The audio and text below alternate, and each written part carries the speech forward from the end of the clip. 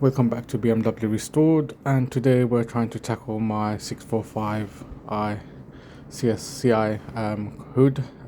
This has been sitting for a while with the previous owner, just on his driveway, not being cared for. So my job is today to kind of scrub it down, get rid of this mold, and I'll show you the steps of going through the whole bit by bit. It might be in two parts because it's exhausting.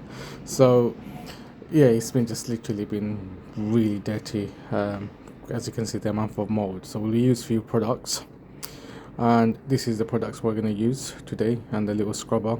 So this is to get rid of the mold, and then we'll use this afterwards to kind of re-dye and get the color back, and then we'll use the silicone to waterproof it, so hopefully it will repel any water from sitting around on the hood, and that will prevent from getting any mold on the car, on the hood for future.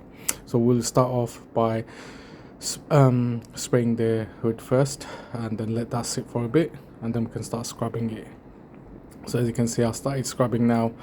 This is mostly the 3 or 4 times I've been scrubbing it down. I sprayed a couple of times and went back scrubbing it down, wiped it off, but it was becoming too exhausting. So my plan is to go to the local car wash now, rinse it out, and then start again. So as you can see here, I've been trying to wash it down here on the local car wash. Scrubbed it down with the previous brush that I've showed. So just to kind of help me grind it off a bit more, and then rinse it out and scrubbed it down a few more times.